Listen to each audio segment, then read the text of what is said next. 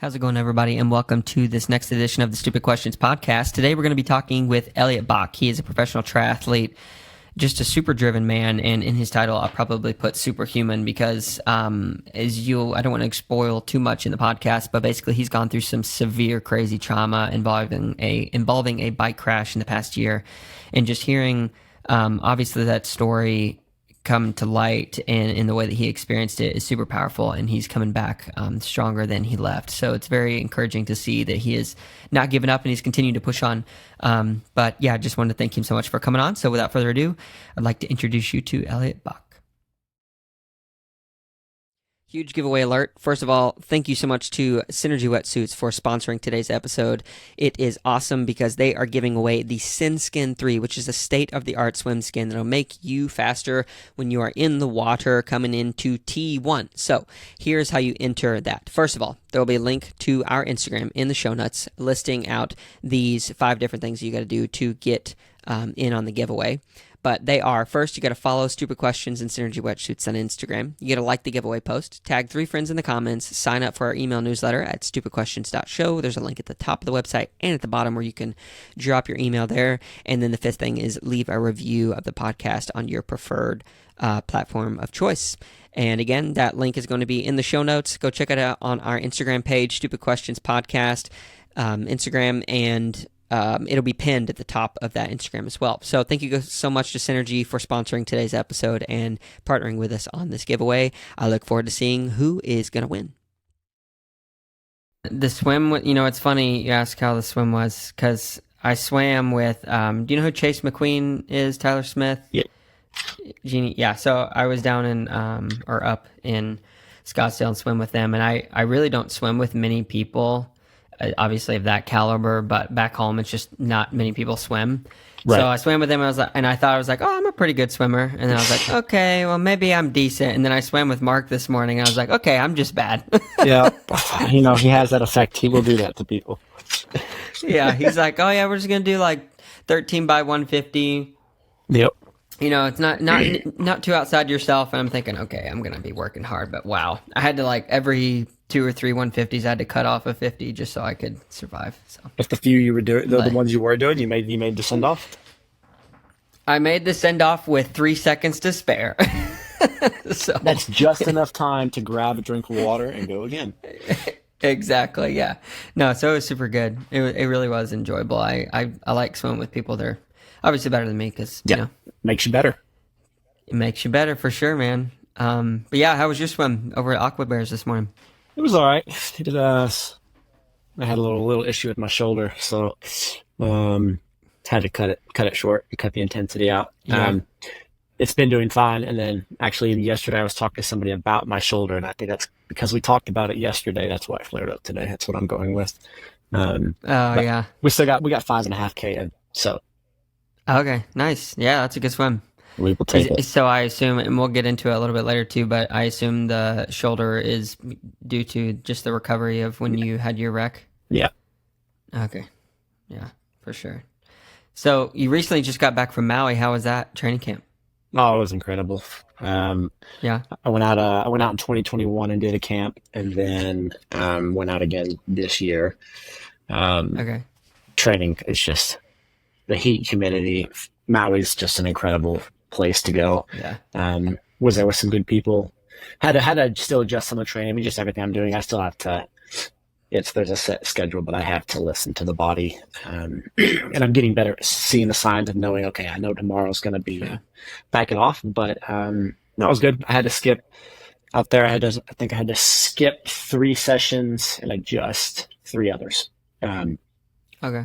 But I mean, I still put in, that was my biggest 10-day block in about a year. So really, so I I'll bet take that felt it. good then. It felt good. Yeah, No, I sure. needed it. Even like mentally, I needed that. So it was excellent. And then came back here, travel a little jet lag getting home. My knee doesn't do well flying, but got back, and then now last about 5 or 6 days, we're kind of back into a decent rhythm. Yeah, for sure. And how old are you again? I just turned 30. Okay, nice. 30 club. Way to be. So you think 30s are going to be better than the 20s? Oh, 100%. Yeah. For sure. I have no doubt. Good. Good deal. One other question, then we'll kind of get into the regular podcast flow, but I just had to ask because you went to Maui. I'm assuming you did the Haleakala Sea to Summit ascent. Oh yeah, Yeah. that was. Tell me about that because that's amazing. That was so. When I went 2 years ago, we didn't even know, like we knew about it, but we didn't. So that wasn't even on our horizon. And then this go Yeah. around, we were like, nope, we're doing. We had all the set routes and the big ones we were going to do. Mm-hmm. So I knew we were doing that one. I mean, it kicked my ass, honestly. I mean, Yeah. I've not only am I unfit, I also have not been at that altitude in quite some time. Yeah. So I think I climbed. It took me because I think it's about a 36-mile climb from like the official segment, and I think it took me just over 3 hours at power that I haven't pushed in about a year. Yeah. And I actually had to stop twice on the way up because just my bad knee just not like gave out, but kind of did. And I had to just stop, get off the bike, Yeah. stretch it for a second, and then get back going. Yeah. And then I ended up, like I was riding with Rudy and a few others. They ended up, about 5 miles to go, they went ahead. So then I took it real easy. And then the descent, I was on my own. But it was hard going up, but what goes up has to go down. And I love descending. Exactly. Yeah, so I went to Maui a couple of years ago for a little vacation with my wife and then our really close friends, and we planned to do that ascent, and that was like one of the most spiritual experiences I think I've had in a long time, just with going up past the clouds. And then I was actually crying because I think I was just not used to that little oxygen, because it's like 10,000 feet of climbing or so. I think it's right and at, I was like, yep. Yeah, it's right at 10. Yeah. Wild experience. But I'm so glad you got to do that because I wish everybody could experience that. I mean, everybody needs to. Like you said, you go through so many different, no matter how fit or unfit, you go through so many different moments while you're doing that climb. Yeah. And we got lucky the day we went up. I mean, we didn't even need anything to come down. It was about 55 and sunny, so we didn't, nothing. We had gloves and stuff, but rolled up, turned around, and came right back down and wasn't cold or anything. It was, that was like the day we decided to go up was like the only good day while we were there to actually do the climb. Wow, good. Oh, that's awesome. Awesome, man. Sweet. Well, thanks for giving me a little bit of the breakdown. We'll kind of get into more of the normal podcasty flow, but I didn't want to move too quick without hearing some of those awesome experiences. But the first question I have for you is, who is Elliot? Elliot. So I am one of 10 kids. I'm from Marshall, Texas, a small little town in East Texas. Texas. Born and raised there. My mom actually homeschooled all 10 of us all the way through high school. I found triathlon, I think 14 was when I did my first one. My dad had run the Boston Marathon. He was a pretty avid runner. So we kind of grew up doing 5Ks and just like fun runs. And then about the age of 14, somebody mentioned triathlon, an older gentleman in town, and it sounded so foreign, but I was like, let's try something. Let's have a challenge. And so I went and did my first one. I got, I think 52 people did it, and I got 51st. Okay, nice. It was pretty bad. Beautiful origin story. Yeah, yep. But then I was like, with how bad that experience was, I was just hooked to the community and what triathlon was. And then I just started, got some sisters involved, and the rest really is history. The very next year, I think I did 8 local races. I started venturing to Dallas, and just have kind of been figuring out the journey along the way. But no, I love it. Small town, and then now we're traveling the world. Yeah, Marshall, Texas. So you said you have sisters. Is it just 2 sisters? That's your siblings? I have 6 sisters and 3 brothers. Oh my brothers. goodness. Wow. What was it like growing up in that household? Crowded. We grew up in a double wide trailer home. So there was my parents in one room, my 6 sisters in another, and the 4 boys in another. Oh one. my So it was goodness. the first about 13 years of my childhood. It was very, very crowded. And I think that might have been part of why I found triathlon. It was like, oh, this is something I can go out and ride my bike and be by myself. Because it was just very crowded. But I mean, I wouldn't trade it for the world. I mean, I'm very close with all of them, and it's an awesome. Yeah, it's awesome. You got a few that I mean, I love my whole family. There's a few that we get along really well. A few that depends on the day, but with 10 kids, that's bound to happen. Yeah. Was a few questions? Was the 10 kids kind of in the cards in the future that they were planning to have 10 kids? Your parents? It was their plan apparently was to have as many kids as they could. So they were going Oh, to have may have kids lost until you. they Can you? could no longer have kids. Okay. Good deal. So where are you in the lineup? I'm smack dab in the middle. I'm number 6. Okay. Yeah. Nice. So how old is your oldest sibling and then young is your youngest sibling? The oldest, I think she turns 40 this year, and the youngest Okay. just turned 21, I think. So Okay. we're all about 18 months apart. Yeah. So they were Wow. just getting down to business, and yeah. Yeah, yeah. That's amazing. If you don't mind me just asking a few more questions because I found that super fascinating. Yeah. What did your parents do? Like what was their lifestyle? So, my mom, once they got married, she hasn't worked since then. She was just started having Okay. kids. My That's a dad full-time job. has, yeah, it is. My dad has a car detailing and restoring business, and so he's been doing that Cool. ever since. I mean, since I was started before I was born. So we've got a big shop in East Texas, and then they outsource and they go work in different dealerships and get the vehicles ready for sale. So he's done that for years, and now he kind of has transitioned and he does a lot of investing and life insurance and stuff like that. So he's kind of not retiring. I don't think he'll ever retire, but he's kind of slowly doing that. And then my mom is the last one's actually the youngest is about to get married in a few months. So then she's out of the Okay. Oh house. wow. And now my mom is just full on. I think there's 11 or 12 grandbabies now. So that's kind of now Wow. for now she's kind of shifting to Yeah. being a grandma. Yeah. But that's been a wild ride. Yeah, I almost want to interview your mom and dad because I feel like going from having 10 kids to, I mean, you said they're having a lot of grandkids, so that's definitely different and you're not going to be alone, but going to be an empty nesting family after such an intense 20, 30 years, like that's such a wild experience. It'll be interesting to hear their stories. Yeah, I don't know what they're gonna. I mean, my dad's always staying busy, but yeah, I don't know what my mom. I mean, I'm trying to get them to even travel. Like I've already told them, like one of my Yeah, races this come year. to the I'm races. like, I don't care. I'm flying you out. You're coming to Mexico. You're gonna have a vacation, um, Yeah, and get them to because that's all my mom's known for. I mean, yeah, between raising, homeschool, everything. That's all she's known for a lot of years. yeah, So, be good for her to kind of relax a little bit. yeah. And Marshall, Texas, like you guys never left the area, right? Like that was from growth to That's yep. all So the way that's out. where my dad's Huh. from Vermont. My mom's from Iowa. They moved down to Texas long before I was born, and that's where they've been. And I don't think they'll be. That's where they are. And actually, most of my family, most of my siblings, they're still in that area, and I don't Yeah. think they'll. They've got, I think 40 acres is what they live on now. So I don't think they'll be going Okay. anywhere. Yeah. Yeah. Good deal, man. That's so awesome that you can give that experience to them. Hopefully, for some first time international experiences too, with going to the Mhm. race down in Mexico. That'll be quite a cool thing. I'm sure it'll make you feel Oh good, yeah, but I'm sure it'll make them feel really good as well. yeah. I want to get them back out. I mean, they actually both were at the race that I qualified to race pro. So that's the only race my mom's actually been Okay. to. And then my dad Wow. was there, and then they had not seen me race professionally actually.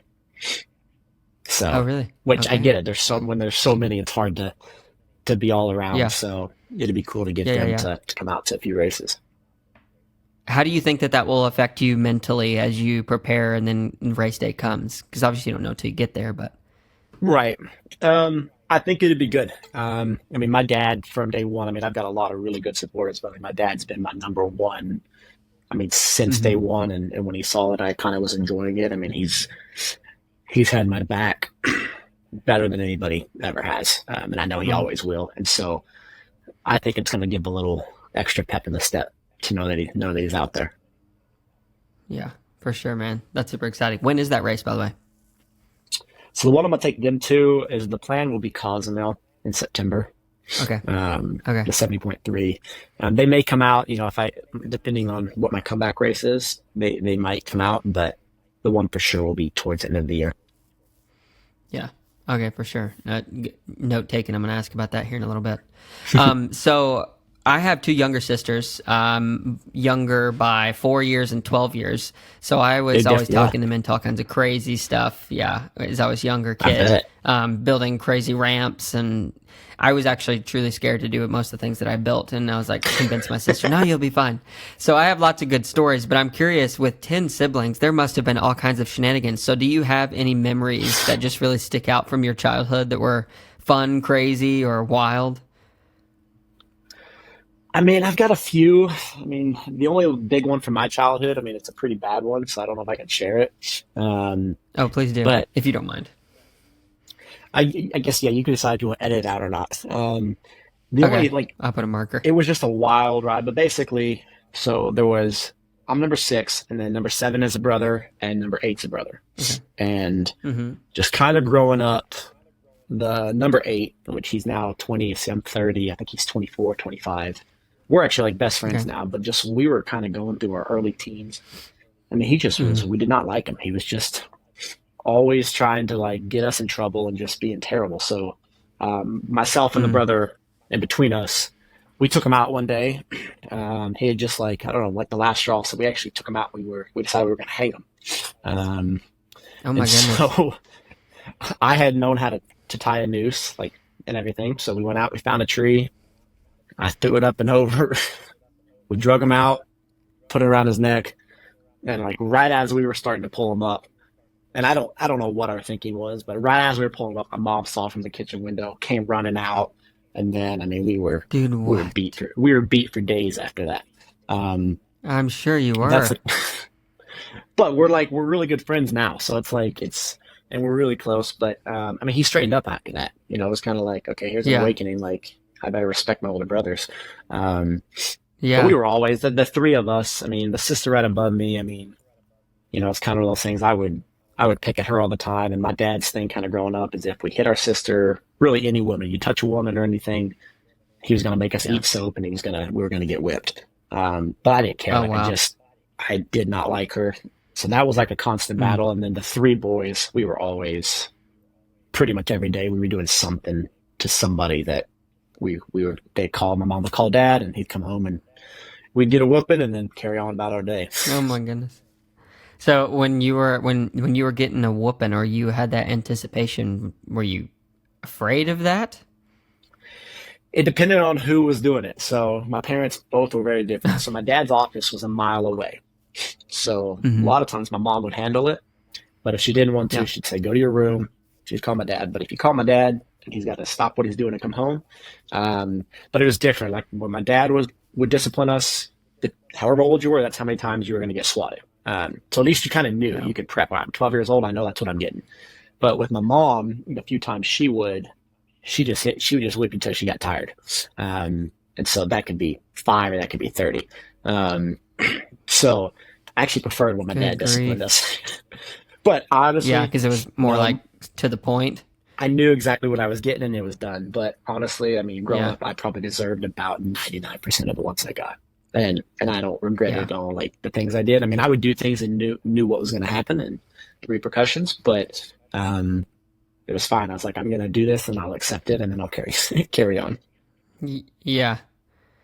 Man, that story is wild. Like, I've done some pretty crazy stuff, but I'm trying to like wrap my head around that. Like you said, you're close now with your brother. Like, He's how one of did my that of all my siblings. He's probably we're probably the closest. the closest? Yeah. How did that relationship like blossom over time then? Because like that's a pretty serious thing. Like, do you think that I you mean, were going to I think carry when we that did out that, full on? I was probably 14. Um, Okay, so you're so pretty young. he would have been. I was 14. Other brother was probably 12-ish. Yeah. It took a little while, but then kind of shortly after that, we both got into some of the same sports. So my brother, between us and my older Okay. brother, they were into rodeo, so they were riding bulls, roping, that type of Yeah, stuff. yeah. And then myself and David, we went the route of we started playing baseball and playing some other sports. And I think we kind of bonded over that. And then it just Yeah. kind of got better as the years went on. And yeah, now he's kind of like one of my ride or dies. Like there's about 2 people I trust in this world completely, and he's one of them. Yeah. Oh, that's good. Good to hear. Thanks for sharing that story. That's a wild story. I'm sure we'll see if you're okay with clipping that one up, because there Oh, needs to be some prior I don't context care. Yeah, given. But yeah, you do whatever you want with it. yeah, all right, sounds good, man. So it sounds like between your mom and your dad, you're probably closer to your dad. But who are you, like, personality, the way that you're driven, the way that you do life? Who do you think you're more like? I think I'm more like my dad. Um, Yeah. I think when it comes to like my mom's kind of introverted, and I think I get that from her. Like I can break out of my Sure. shell, but I would say deep down I would consider myself borderline an introvert. When it Yeah. comes to triathlon and fitness and all that, I know that world, so it's like I'm very comfortable in that. Um, but like if I'm in a new gathering, I mean, I'm usually that person. If I don't know a lot of people, I'm usually the one just kind of sitting back and I like to observe everything going on. And Mm-hmm. but then when my dad just seeing how driven he has been and how he's provided, my whole childhood for my mom and the 10 kids, and how he's just every single one of my siblings, he's basically said, hey, look, I don't care what you go after, but whatever you do, pursue it wholeheartedly, and we're going to support you. And I think just Yeah. seeing that drive and just also the support, um, I mean, I'm carrying that with me. And I mean, I get a lot of that from him. And it's been cool to see all my siblings, every single one of us either has Mm-hmm. our own business or the couple that work for somebody, they work for somebody, but like they're kind of like partners and they're kind of the boss. And it's been awesome to see what he's created and just like what he's instilled in each Mm. of his kids, and to see us all Yeah. taking that into our careers, and then even seeing my siblings that are starting to have kids and they're instilling that Mm. into their kids. Yeah. It's been pretty incredible. I mean, I'm still always learning from him. Yeah, yeah. That's really neat. Where are your parents from originally? Like, are they from Marshall, Texas, or were they from different areas? My mom is from Cedar Rapids, Iowa, um, Okay. smallish town, and Yeah. then my dad is from Vermont, and they Okay. met in Iowa. I think my dad was I believe he was going to school in Iowa, so they met there. And then I actually don't know the complete reason why they ended up in East Texas. So that's something I need to find out, why we actually ended up in East Texas. Yeah. Yeah, I got to call him out. Call him I'm up. going Get him on the to. pod. Yeah. So it sounds like you have a lot of really good things that you're able to kind of draw on from your childhood, in the way you were brought up, and it's really encouraging to see because a lot of, I hesitate to say a lot of people, but I think many people go through life unable to kind of appreciate the good things that their parents taught them, especially if they had a harder upbringing. And you mentioned several times that it was like very crowded, and I'm sure that causes a level of stress and like almost irritation over those many years. But it's really interesting and cool to hear that you have so many things that you can kind of lean back on and say like, yeah, there's a lot of good, and my dad taught me a lot, and my mom taught me a lot. So as you come about everyday life, and this I think will be kind of a good segue into your crash that happened about a year ago. So talk me through that story. And what I'd really like to hear, in the broader picture, is how do you think that the way you were brought up kind of prepared you to be able to problem solve and think and mentally process what you went through and what happened? Yeah, it's a good question. That's a deep one. Um, Yeah. yeah, so um, I think the biggest thing is I've seen my parents go through hard times. I've seen my siblings go through hard times. And I Hmm. think a big thing for me is seeing all of that and seeing how they responded to it. Um, I think really set me up for what happened last year. Um, Yeah. and I think I mean, the number one thing for me with what happened is I got hit in East Texas. I got hit 10 miles from where I was born. Um, I Hmm. know for a fact the number one thing outside of what my parents have and family and all that, the fact that it happened where it did is a big reason I think why I came out the way I did. Like where I'm at now in my recovery. I Hmm. travel all over the world. I live in a bunch of different places, and it just happened that I've been out on racing in Florida, North Carolina. I was just driving back through, stopped for 2 days because my plan was the day I got hit, I was supposed to finish that ride, and I was driving to Colorado. for the rest of the summer. Huh. And so I think just like it was just like, nope, you're being halted, like stop. Um, Full stop. Yeah. Having my family and my parents there, um, I mean, that's what got me through, initially what happened and everything, like hands down. I don't think I could have done it without Yeah. them. Yeah. So tell me the story.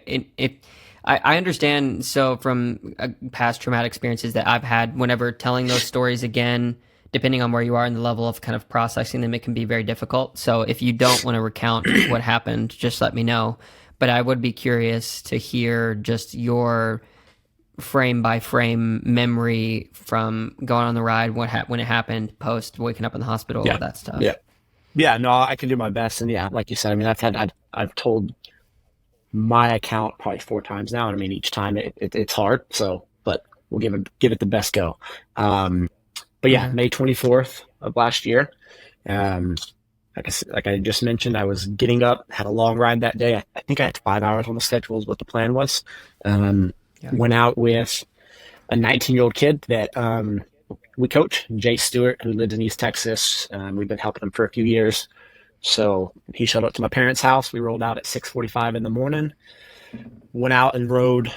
We had a 100-mile route. And I mean, there's no East Texas, it's a lot of chip seal roads. There's no bike lanes. I mean, it's East Texas. It's just country roads. Yeah. But where we were riding, I mean, it's a road that I've ridden, I'd say 500 times, 400 times, give or take. I mean, spent 10 years riding that road. Yeah. So we had actually made it about 50 miles. We stopped, we refilled, checked in with, I had a few things going on. So I checked my phone, and then got back on it and made it about, I think, 20 more minutes. And then out of nowhere, F-250 hit us from behind. And I mean, initially, I mean, even, I guess that whole day, I mean, I didn't really know what had happened. I remember Jace, loud bang, didn't see anything coming, didn't hear anything coming. It had been a pretty quiet road. We came to, I remember Jace saying, hey, I think we've been hit. I had no idea what was going on. I couldn't feel anything neck down. So I didn't know what was wrong. I was still in major shock. Just trying to figure out, what's going on, what's happening, what's going on. I know somebody stopped. Turns out he was actually going the other way, and he saw it happen in his rearview mirror. He spun around. He took his belt off. The only thing I remember, I couldn't feel down, and then I could, blood was shooting out of my leg, which was the MCL that had been severed. I remember him taking his belt off, making a tourniquet, which I think that's what did save my life. And then I saw white. There was another gentleman there, and I don't know where he came from, because actually I talked to the guy that made the tourniquet after the fact, like a couple weeks later. I called him, thanked him. I don't know where this other gentleman came from, but he kept telling me to just come back, trying to make me talk, because I was just, honestly, I was ready to just, I thought I was gone, and I didn't, I could feel, I could talk, but I couldn't feel anything else. And then I didn't know where my phone was, but I was able to actually tell my phone to call my dad. So it called him, started ringing. The gentleman that was helping me, I guess, talked to him, said, hey, your son's been hit. Told him where we were, and they got in the car, and I guess they hightailed it. My dad, my brother, who I'm close with now, and his wife. So I think they showed up 13 minutes after the call was made. And then, I knew blood coming out of my leg, but it was tricky because they said in the photos and stuff, if you looked at it, outside of the blood on my leg, I didn't look like anything was wrong. Like, it was a bunch of internal stuff. So there was, but the other kid, he had road rash everywhere.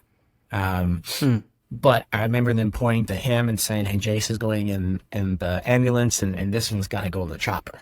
And when I heard that, I knew that it was a little more serious than just a little, because I still, even until, like later in the day, I didn't know what actually hit us. It was a very loud bang, and then there was lights out. So, and then I don't remember my helicopter ride. I don't remember getting put on it. it's like there's lots of little pieces that, I think I remember because people had pictures and there was videos, but Mm-hmm. I really, the initial crash, there's very little that I actually remember from, and I don't know if that's I don't know if that's a good or bad thing that I don't really remember it. Um, Yeah. but, and then it was just then we got to the hospital, we went to trauma, and it was just a long process of, they'd come in and say, okay, this is broke. And then I'm like, okay. And then, oh, this is broke. And it was really about that whole day and the next day that they just kept coming in, finding Kept coming in more more stuff. things that more things that were broke on my body. Wow. That's crazy, man. That's yeah. Yeah, it's Continue if you're going to say something more. yeah, no, it was just all of that. It was that first kind of that whole day. I mean, I really was still kind of in shock, and once medics and everything showed up, I was on so many different drugs that it was Yeah. like I was there, but I wasn't. But I do Yeah. know when I got to the hospital, my mom was there. 3 or 4 of my sisters were there. Family from Dallas was already driving over. And I Hmm. think that was game changer because I do remember like asking my dad, I was like, am I gonna die? Wow. And I don't know how I would have got through any of it if it was, I mean, I'm in Cozumel all the time. Like, God forbid it happened there or just anywhere else that it could have happened. Yeah. Um, Yeah. Not having my family, because I mean, I was scared. And in the moment, I mean, the only thing I wanted to know where my dad was. That was the only thing I could think about is where is he? Yeah. And it was hard. And then just the uncertainty of they had me in trauma for several hours, and they weren't sure what's on, so they had me in like all kinds of braces, and I was just Mm-hmm. laying there for hours with no idea what's going on. Yeah. Um, it was rough. What do you think it was that, like, if you look deeper in yourself, because you say, like, you just wanted to know where your dad was, and this can seem kind of a stupid question because I know what some people would think, but I'm curious to hear, like, what you were processing with. What was it that your dad was going to bring to you when you were wanting him to be there and to see you, and you wanted to ask him the question, like, am I going to die? I think it was comfort. Um, Mm-hmm. my dad's somebody that, for as long as I can remember, I've been able to go to him for anything, any type of advice, anything. And I think what makes our relationship so strong is that, especially as I've gotten older, I'm an adult now. I can go to him for things, and he doesn't necessarily talk to me like he's my dad. It's like, oh, this was bad. You shouldn't have done that, or whatever it is. He Mm-hmm. just always listens, and he just always knows the right things to say or give the right advice. Mm-hmm. Um, Yeah. and I knew, getting him there, whatever questions, things had to be figured out. I knew that he was going to make the right decision for whatever it was that was wrong with me because Yeah. I didn't know if I was going to be paralyzed. We had no idea, Yeah. So many and unknowns. I just knew getting him there that everything would be okay, regardless of what happened. Having him there, it would be all right. Yeah. Wow. Thank you for sharing that. I do have other questions, but I don't want to go too far without saying, like, just thank you for sharing that because I know that that's a super hard thing to recount, especially because it is so fresh, and I'm sure it will be. I mean, not even to compare, but like I've been almost hit by a car, and like that gave me enough to like every time I hear cars for months, where it would just like I would tense up. Yeah. So I can only imagine what it's like to that for that actually to happen. Um, I guess I want to ask this question, and if you want to edit this part out later, you can, or like you can request that I will. But I'm curious because I've been through a crazy situation where I was held at gunpoint and a guy threatened to take my life and almost did, Jesus. and like that gave me another level of PTSD that I'd never like truly experienced before. Like I had some crazy stuff happen where my dad died when I was really young, like that was hard. But this like hit me in a different way, and every time I told the story, it left me feeling physically exhausted. So I almost want to apologize because I know that you telling the story, because it didn't even happen that long ago, like it's still very hard. But have you sought any type of like professional like PTSD type of counseling or therapy for this kind of a thing? Yes. So I'm not. I do work with somebody. They're not they're more of like a life/mental coach. Yeah. So not like a full-on sports psychologist or PT, like, not a full-on psychologist. But I have somebody that I've known for a while. I mean, this is what they do. So Yeah. yeah, I actually am. I'm talking to somebody, and it Okay. helps a Good lot deal. because Yeah. and I think that's what made it hard. And like I with my whole crash, like I'm that type of person. I don't like asking for help.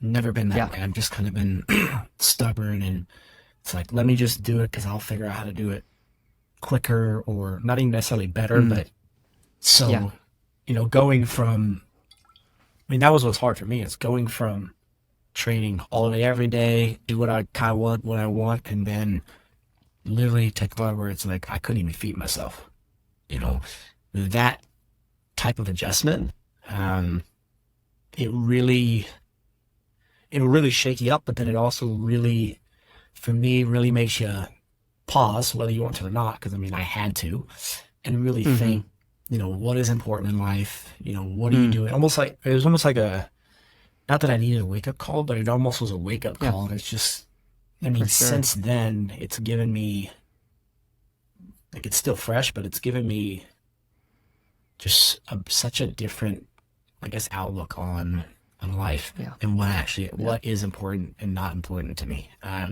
Yeah. And that's why with that whole thing, even, I mean, I'm still, recovering, and it's going to be a long journey back. I'm still, um, in the weirdest way possible. It was one of the worst Yeah. things that ever happened in my life. And it's Mm-hmm. also one of the best things. Yeah. That's powerful that you're able to see that, because many people go through traumatic experiences, and you do have it. We all have a choice of how we want to process through that. Like you said, seek help, even though we may not know how to, or to, like, just walk off the stage and say, you know what, my life sucks and this is terrible, and just kind of lock yourself in a depression internally, or however it is that you cope with it. And that, I guess, what I'm saying is, like, I don't know you super well, but I'm super proud that you are asking for help and going through that process, and coming back to fight around. Because, yeah, when you go through crazy stuff, it does really wake up the sixth sense or whatever, and, like, the levels of Yeah. gratitude for just waking up each morning and getting to walk outside, or for you, like, you didn't know if you're going to be paralyzed from the neck down, getting to feel the water with your hand as you swim, or look at that sunrise. Yeah, it's a huge thing. So I do want to ask, because you've mentioned a couple of times that you figured out what matters. So what matters to you now? I mean, the biggest thing is family and those that are actually close to you. Yeah. Um, I realized, um, at the end of the day, for me, I mean, and this for most people, when things get hard, the number one thing you have is family. Um, Mm-hmm. and you can still pursue everything in the world. You can travel. You can be a professional athlete. You can do whatever you want. Yeah. But not having that support, and also giving that support back, and nourishing those relationships, um, Yeah. I think long term it won't lead to success. You might have some temporary Yeah. success, but it just went from, Can you hear me? It paused yes, I again. can, yeah, I can hear you. Okay. Okay. Good deal. It keeps going in and out a little Um, bit. I just want to make sure I didn't lose you. but it went from, I skip a lot of birthdays and family gatherings, and some of those aren't as important. But I realized, y- Mm. being in a wheelchair for, I think I was in the wheelchair right at 11 weeks. And literally, for the first 7 weeks, I couldn't even, because I had this hand because of the surgery here. This was in a Mm-hmm. cast. Like, I couldn't do anything. Um, Well, but being there with even my mom, like, we got a good relationship, but over the last summer, like, our relationship got way better. It's probably better than it's ever been. And mm. just some siblings that I'm close to, but we're now on a different level. And yeah, I realized triathlon for me is everything, but also at the exact same time, it's nothing. Mm. And that doesn't make my motivation for triathlon any less. Like, I'm all in on triathlon, and I want to win, and I want to be at the top. Um, Yeah. but at the end of the day, when the dust settles and I retire from triathlon, my family's still going to be there. And Yeah. that's where, I don't want to just go do this for 20 years and then wake up and don't have those relationships with my family or super close friends. Um, Yeah. So yeah, that's been one of the biggest things for me through this whole process. Yeah. Yeah, for sure. That's an amazing perspective to be able to hold. Yeah, because I think a lot of us, professional or not, struggle with like at what level do you take the commitment to triathlon? Like for a professional, obviously it's warranted because like that's your livelihood, it's your profession. But age groupers, it's a Right. little bit different. And when I first got into it, one of my coaches said, he's like, "Hey, at the end of the day, you got to make sure that family's number one, especially marriage, because I've seen this sport tear families Yep. apart, and I've seen it build them up, but it can get out of hand." So yeah, that's interesting that you're able to like have that mentality. How do you identify with yourself? Because you're saying like when you do retire, like you've got family to go back to. Whenever you went through this experience, like how did that shift how you identified with yourself and viewed yourself as an individual? Um, I kind of that's the closest I've been to dying in my life. Um, and when it gets that real, I think my Mm-hmm. kind of awakening was, holy crap, like I need to slow my roll a little bit. I need to Mm. invest a little bit more energy into those that actually care about me. And there was even a lot of just things, people, relationships where I was putting energy and there was no return. And I just also realized I need to I need to cut that out. Um, Yeah. and so it's just been, I've always been like level headed and like, I know what I want to do and this is where I'm headed. And, if somebody says no, I'm like, okay, well, watch me. I'm going to figure it out. Um, Yeah. but really having that core group of people that understand what we're trying to do um, Mm-hmm. is kind of where I also realized because after I had my surgeries, we finally figured out the dust kind of calming down. I'm kind of back home and then just realizing, okay, now we got to get better. I mean, the first couple weeks, Yeah. I mean, yes, I had my family, but I'm not going to lie, the first few weeks I was very, very, very depressed. Yeah. Um, my love of triathlon taken from me and the doctors, they're like, hey, you may never compete again. And, Mm. in the moment, that just like made me break down, like in the hospital. But then I was like, let me pivot. Like, I'm going to find a way. I'm not going to take no for an answer. But just having all of that, just kind of all come crumbling down. I mean, the first 2 weeks I was like, I didn't really want to live. I was just Well. hated life. But then it was about 2.5 weeks in, I kind of had that shift where I was like, wait a minute, if what happened to me, if that's the worst thing that's happened in my life, I realized I still live a pretty damn good life. I've got my Mm. family. I'm alive. I'm gonna recover. We don't know how long it's gonna take, but that was kind of my mind shift, because everybody in life it has shit. Whether Yeah. it's a relationship or an injury or getting fired from a job, there's so many things, and that was my shift that helped me. Was this is my shit? My life is still pretty damn good, Yeah. and that's kind of the Yeah. momentum, and that's kind of where I tried to take that into my recovery. And then once I got into PT, I was like, okay, like this is my bad for the day. Like, it's not that bad. Could be way Yeah. worse. I could have been Yeah. dead. So Mm.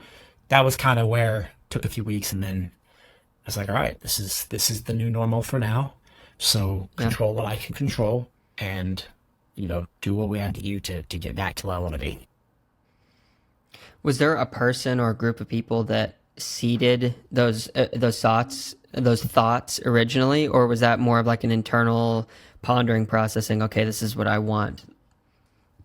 This was all internal, just me and my thoughts. Yeah, yeah. That's a long time to spend with your thoughts, especially because you're saying like you're in that very humbled mode where you can't really take care of yourself, even physically. Like eating, like who fed you? Was it your mom? I assume. Like she helped. So initially, so the day I got home, so I was in the hospital in 5 days. So the day that I driven home, um, Yeah. it was the weekend of my dad's birthday, so all my family was going to be there anyways. And then I just Okay. happened to mess up their plans by getting hit by a car. So they had like a welcoming home for me. But then Wow. right after that, um, my coach flew into town for a few days. Really close friends, Johnny and Kaylin, my girlfriend at the time. They all were there to take care of me. But then I think it was because I had surgery a week later, 2 surgeries. And then my mom's dad died. So this is all happening while I'm going through my stuff. So they all had to leave and go to Iowa for a funeral. So there was a good bit there where it was Johnny, Kaylin, and then Jenny and my dad, the 4 people that were taking care of me. And same thing, kind of, it was hard for me because I don't like asking for help. And that was a tricky thing because sitting there can't move. It's like, oh, hey, I need a water. And then it's like, oh, hey, I need something to eat, or I need my medication. So I pretty quickly was trying to push the boundaries of, like, let me figure out how to hop across. So, I mean, I figured out pretty quickly how to use one leg to hop across the house. Oh my goodness. I didn't like, so they had to slow me down some. But they were kind of the core people taking care of me. And it was really about 1 month of really, really, really miserable. And then once I kind of got out of the sling and was still in a wheelchair, but I could still I could wheel across the room. You know, I could hop in the shower and kind of take my own shower. I could, go to the restroom. Then it was just the waiting game of, hey, like, I wake up and that was the hardest thing, is just going stir crazy. Wake up and it's like, oh, what am I gonna do today? Sit in this chair or sit in that chair? So it was tricky, but I mean, but what kept me going as well is, like, I had my family, but the biggest part was I've got a coaching company, and I was still able to, so I couldn't use my hands initially, but I was able to just do voice to text basically on my computer. So I was able to still coach my athletes, and having the support of them, I mean, that was game changer. Just having the support of them, and also still being able to, when that was where that shift after a few weeks, like I said, control what I can. And just because I'm in a wheelchair, I could still be helping my athletes and helping them get better, and I can still be involved with triathlon. And so, between family and then the people that I get, the wonderful people I work with, it kept me, like, I had purpose each day. Purpose. Yeah. Yep. Yeah, that's a huge piece. So if you had to distill your life's purpose down into one sentence, what would it be? My purpose. Take as long as you want to think about it. I mean, let's see. It'd probably be to slow down and help others. Slow down and help others. I like it. Did you grow up with any, like, community influence or, like, religious influence with your family? Yep. So most of my family were, I think most are non-denominational. So most of us are Christians, and a lot of them are involved in. Like, my dad he plays in the worship. I've got sisters that sing at church, and we've always had that kind of background, which I think has also helped me, and that also helped me get through the crash as well. I believe that I had angels watching me when I got hit that day. Like, I shouldn't have, initially when in the hospital, doctors, trauma, based off what happened and everything that was built, but then that didn't say blacked up. Like, there was no spine wasn't messed up, the head was fine. They were kind of awestruck. They're like, there's no reason you should be alive right now. So, I mean, I do believe that I was being protected. Yeah. And that was also for me that I realized, okay, this is not where my life ends. And this is where, like, we begins. And so, having that grounding and that foundation is a huge part for me as well. Yeah, because when you mentioned your story about, like, this other man who was kind of calling you back and, coaching you through to, like, don't go towards the light kind of a thing, I got a vibe there for a second. Like, did you ever figure who that person was? Did the other man that you talked to, did he see him? I think, like, who gave you the tourniquet? Yeah, so I eventually found out, because the lady that hit us, I don't know what she looked like. I never talked to her. I don't need to ever talk to her. Like, I'm very mad at what she does, but I also came to peace with that. I don't hate her. I'm very mad at what she did to me, but I can forgive her. It was an older gentleman. He was in his yard. I guess, off the road, and he heard a loud bang, and that is like he heard a collision, and that's he walked out. Okay. I actually tracked down the 911. I tracked down all the calls going in and out, and I actually found the number because the guy that turned around, he's the one that called. Okay. And I called him about 4 or 5 weeks after surgery kind of settled, and I just wanted to call him and just thank him for saving my life. Yeah. Yeah. And when I called him and I told him what it was, he was like speechless. He said, I thought there was no way you survived. I saw you did the helicopter. I thought that was it. Wow. So he was blown away. But yeah, I have to track his number down. I have to thank him because I think if he wouldn't have, I don't remember how much blood was coming out, but there was a lot coming out of my leg. And I believe that he saved my life. Yeah. Yeah, 100%. Wow. That's so deep. I actually, started to tear up there for a second just thinking about that because I can only imagine his face or what he was feeling because after what he experienced with you and then you calling him back. Do you keep close tabs with him now? Like, are you guys friends? I haven't talked to him since I've said, because I've barely been back to East Texas. I want to at some point track him down when I'm full on healthy and just go get a coffee with him and just let him know that I'm doing all right. Yeah, that's amazing. So the values that you grew up with, you said like you grew up going to church and stuff. Do you feel like that's helped to shape who you are even before this, but through this, you said? For sure. 100%. Yeah. I've been in and out of church, and I mean, it's very important to me. But I know that foundation I had and going through what I'm going through, I think it's helped me, and it's also helping me want to get a little bit more, kind of get back to where I was with my faith before this all happened. Yeah. If I may ask, what ideally for you and a level of like faith and that, I guess, daily walk or that relationship with God, what is the optimal situation look like? Like what, when you get to what place, if you had to like try to describe it? With my faith, is that what you're asking? Yeah, like personally, like, because you say, I want to get back to this place, and then obviously you probably want to go beyond that. What does that optimal place look like? Yeah, so for me, it's kind of walking, like, I'm very involved when I'm in Texas. I'm at a great church. I'm involved. I've got a men's group. And for me, I think unless you've experienced, it's hard. But for me, when I am actively involved in church, in community, just things in my life are just better. It's just that simple. And I know when I kind of wander from that, it's just not as good. And so, and I have a lot of young people that I coach and I encounter with, and they're pretty strong believers, and they look up to me. So for me, it's just walking and not doing things that I wouldn't want other. If I'm saying, hey, you should be doing that, I'm over here doing this.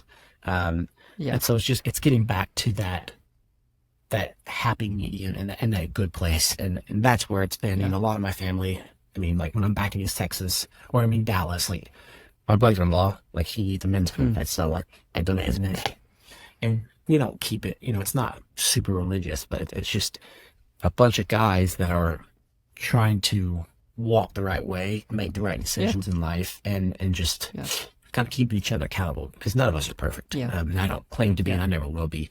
But I mean, simple for me is when I'm involved actively with that, just things are way better.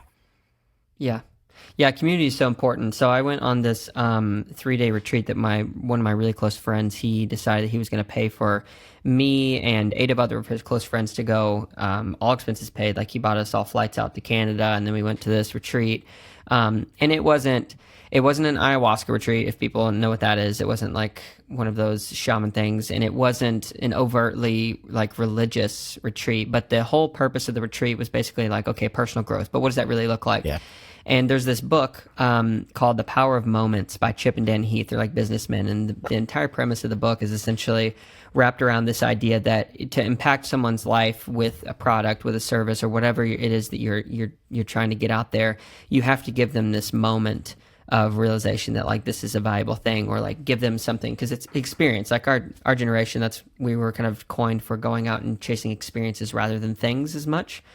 So anyway, I went on this 3-day retreat and I walked away with it with so many of these powerful moments. Like for 3 days straight, I felt like I was just having them over and over and over. But if I had to kind of boil it down to one thing, it was the idea that I had been robbing so many of my friends and my family and even my wife of these experiences or these moments as it relates to love, because man, I didn't even realize it, but I had been kind of like dying inside so much that I was afraid to give people hugs. I just felt like kind of more and more closed off. I had this very cynical view in the world. Like I'm a pretty opinionated person, but I was increasingly more negative. And I got there, and the thing that hit me the most is, it's kind of why I commented on how you talked about, pulling the good things that you learned from your dad earlier. They had us write down a list of the things that we liked most about our fathers, and then the things that we saw that we kind of carried on. And as I wrote that down, man, like it hit me for the first time that I can be grateful for those things. And I'm like crying as I'm writing these down. Cause just full transparency, like my dad took his life when I was 16. And so there's a lot of baggage that comes with that. But I was like, man, he actually had a lot of really good traits, and he had a worse childhood than me, and he did the best that he could. And, that's a whole another thing. But I realized that because I didn't accept that my father had good traits and that he gave them to me and I have them, in the same way, when anyone would affirm me, no matter what it was, sport, work, religion, whatever, I would kind of like not take it. Like I could give people affirmation, but I realized that the affirmations that I try to give people were so empty because I was not allowing people to kind of pour themselves back into me. And so when you were talking about your dad and this whole experience in the context of it, and how you were able to kind of pull those things, and then the religious like faith aspect of it as well, I really resonated with that, because this experience radically changed my life. And I realized that I'd been robbing so many people of love. And you mentioned like community. Something I think that my generation's gotten so bad at is honestly accepting love in a proper way, and realizing that people do actually care about us. That way we can give to others. And it sounds like that's kind of what you were searching for there in community. So it was a little bit of a rant, but I just wanted to share and connect some of those dots that were going on in my mind. Yep. Yeah. Pretty amazing stuff. So what are you working on now? Because you're on the road to recovery. I mean, I've seen you out a little bit, and you're swimming 5,500 yards. So like you're not moving. So how is can we put it on a scale of 1 to 10, of like 10 being where you were at the time of the accident, and then you want to obviously go to 15. So like, what's that journey been like, and where are we at? So 10 being like we're fit, is that what you're saying? Yeah. I would say right now my coach and maybe those around me might say a little higher, but I would say I'm at a 4.5. Okay. To where I was, when the crash happened. I was in really good shape, right before I got hit. And so it's also, it's hard because, well, isn't it? I do get frustrated in some sessions that I'm doing now, but that's because I'm doing them and I'm like, oh, but I know exactly a year ago, this is what I was doing. And yeah, that's hard. For me, I have to really work on, and that's something that like my mental coach and my tri coach, and something I have to remind myself, okay, I'm where I'm at right now, and I have to work on that. As it was actually yesterday, I ran on Sunday, and that was my longest run since Ironman Texas last year. It was an incredible run. But then immediately when that run was done, I looked and I was like, oh, but exactly a year ago, I ran 24 miles in training at a minute faster per mile. And then, this weekend is coming up on exactly a year where I ran my first open marathon, and I ran pretty quick. And so those things they can play with your mind. So I'm getting better at maybe I think I dwell on it for a few minutes, and then I have to just like shut it out. I am progressing based off what doctors, PTs, anybody that is putting me back together I am light years ahead of where they projected or thought I should be right now. So I have to remember that, and it's hard because I'm around, I'm training with a lot of pros, and I'm like, oh, I should be doing this pace or that, but I have to remind myself I am still putting my body back together. Yeah. I mean, I still have pain in my knee 24/7. I'm just getting better at managing it, and it's slowly getting better. But so I have a long way to go, but I'm stubborn, and I know that I believe I'm going to come back stronger. Like, I know my body, and I think the forced rest, doing PT 3 times a week, and the strength training, like, I didn't really ever do much strength. It'd be just the most minimal, but those things are putting me back together to be stronger than I was before I actually had the crash. Yeah. Yeah, for sure. I'm always amazed at hearing some of these stories because unfortunately they happen to more than one person. And I don't know Kat Matthews' full story, but her and other people who have kind of gone through similar things, like they seem to come back with a different mindset, and the body just seems to get stronger and stronger, I guess, through the resilience of coming through something so intense. Do you think about that as like a advantage potentially? I think if it's used the right way, I think for sure. I think part of that, I think when you go through, may not be for everybody, but the way I think of it and the way I see it is you come back stronger because you have, like for me, I have this gratitude for a second chance. That I don't deserve a second chance. Like, my career could easily be over, and that's fine. I go on and do something else. But having a second chance, and that's why even, when I have some rough sessions, I feel like I do a pretty good job now. I mean, I'm always a pretty good, like, motivator, and, like, when it comes to being motivation, like, I don't lack that. Like, I'm very, like, this, I know what I want. But that's when things get rough, or, I mean, actually last weekend, riding up Lemon, doing some pretty hard efforts, which ended up being really good for me. But, in a couple of them, they really started to hurt. And for about 10 seconds, I was going to, like, complain in my own head, right? And then I was like, wait a minute, look up. Like, you're riding up this mountain, look around. Yeah, look where you are. Nobody's making me do this. Like, I got to get up today, and I get to ride my bike all day. And so I think just having, that second chance, and just the gratitude, and then the ability to keep getting out there and swim, bike, and run, I think it's going to, when I get back on the race course, I think it's going to be a lot of. Yeah, for sure, man. For sure. And I'm so happy and excited for that to come. So do you have a race on the calendar yet? Like officially? Maybe you're not allowed to say yet? I can say yes and no. I have Ironman Texas on the schedule, but it's, I don't know. My coach would probably say it's 50-50 that I do it. I say it's 70% that I do it. Okay. Mentally, you're committed. I am. I mean, I'm.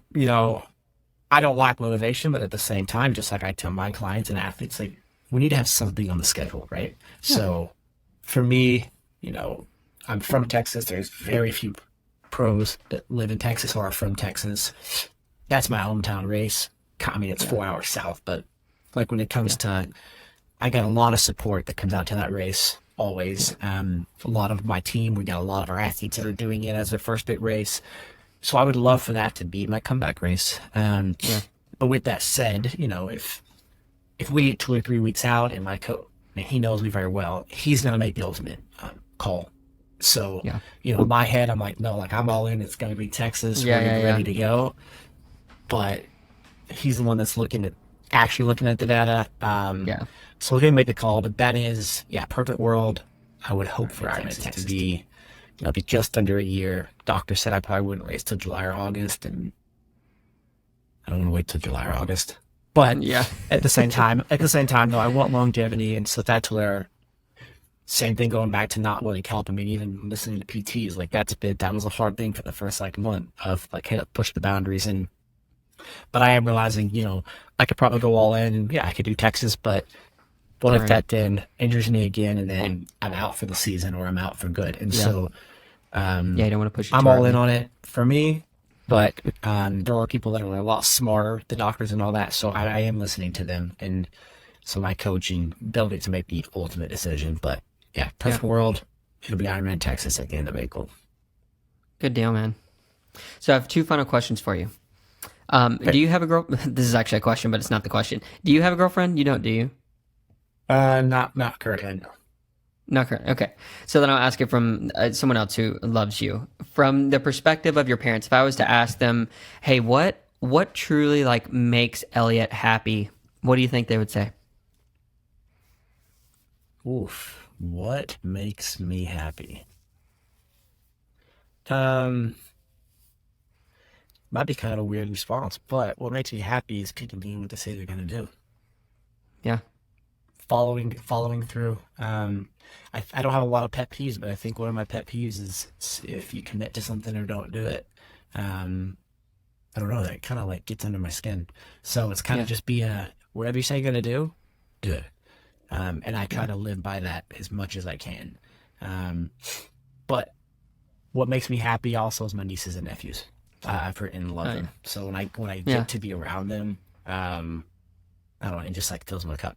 Family in Yeah. general, but my nieces and nephews, and even just like my younger brother, who we hated each other growing up. I see him now, and he's married. He's got kid number 2 on the way, and I Well, think just seeing that, and then getting to see him be a dad, and my other siblings be parents, just that puts me over. Yeah, fills me up. yeah. So I'm in group chats. I get pictures of my nieces and nephews every day, and All the that's time, yeah. right now. That's what makes my day. Is you see that, and like life is incredible. Yeah, life is incredible. Family matters, and if we want to get on Elliot's good side, it sounds like respect you. I say would be probably the best thing. If we say we're going to do something, do it. Yeah, Respect and the because time. actually I have no problem, if I ask somebody to do something or work or whatever it is, I have no issues if somebody doesn't want to do it. I think a lot of people don't like saying no. I have no issues. Like I don't ever want to like push like we gotta do this, gotta do that. Just like if we're gonna agree to do something or meet someone or whatever it is, let's show up and let's do it. Yeah, You don't have to deliver. just don't say you're gonna do something. Keep your word. That sounds like a very cowboy Texas respect each other kind of a thing. Like if you say you're going to Pretty do much. it, be there. If you're going to be there, be there. Exactly. So this is kind of the last question here for you. It may be a little bit of a prophecy, honestly, because I feel like just hearing from the past hour and 10 minutes or so of your life, it seems like there's a lot that could be chronicled or written out. So let's pretend for a second that you're writing a book. You have chapters 1 through whatever, 10. You're writing the final chapter. What would be your goodbye, like adios or remarks to the person who has now read your story? And if you're wanting to leave them with some kind of an impactful message, what would you write to them?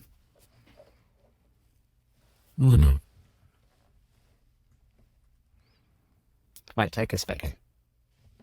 Take your time. There's no rush. It'd probably go along the lines of, I feel like there's kind of a theme to all of my answers, but then it's who I am, but I love it. just staying true to yourself, not compromising on, there's so many people in life that don't take a chance or don't go after something because somebody said they can't do it or they think the odds are stacked against them, but I believe that anything you want to achieve, maybe some people, it's a smoother path there, and some it's more up and down. But I do believe that anything can be achieved if you truly want it. And so I would say just never take no for an answer. But then also make sure you have a great support system. So whether that's family or super close friends, but people that truly, truly are close to you. Because there's a lot of people that they're friends, but only when it works on their schedule, right? And so finding that community that actually is going to lift you up, and they're also going to call you out on your shit. You do something stupid. Having that, so you need to be grounded. Being grounded, not taking no for an answer, and whatever you want, career, life, family, go after it, and don't stop till you get there. Nice. I love it. Be true to yourself. Be grounded. Don't take no for an answer. And have a community that truly loves you for who you are. Yeah. Love it. Well, Elliot, thank you so much for jumping on this podcast and for allowing me to just dive into your life very quickly into a level of intensity that probably doesn't always happen, but I really appreciate you being Nope. vulnerable and sharing what you got going on, and super honored to meet you. Obviously here in person, it's funny, we're recording just a few miles apart because I forgot the right gear, but yeah, just thank you so much for coming on. It's been a true pleasure and honor. Thanks for having me. I enjoyed it. Thank you so much to Elliot Bach for coming on and telling his story in such a real and vulnerable way. I don't know if you could tell, but I definitely could, that he is experiencing life in a very real way and is working through the muck of it. It is such an inspiring story to see how he has overcome and continues to overcome, even though he has been through so much. So, Elliot, thank you so much for coming on. If you made it to this point in the episode, just want to say thank you so much for listening. It is a huge honor to have you listening. If you are watching on YouTube, I would like to ask that you please like, comment, subscribe. That really helps us to grow. If you are watching the podcast or listening to it on Spotify or Apple Podcasts, iHeartRadio, Stitcher, any of those, please review the podcast. That really does help us as well. And finally, if you would like to join our newsletter, you can do that at stupidquestions.show. That's our website. Scroll down, throw in your email and contact information, and we will reach out to you with some upcoming stuff. And I think that's it. If you would like some cool information, check it out all over the website. All right. Thank you guys so much for listening, and we'll catch you in the next one. See ya.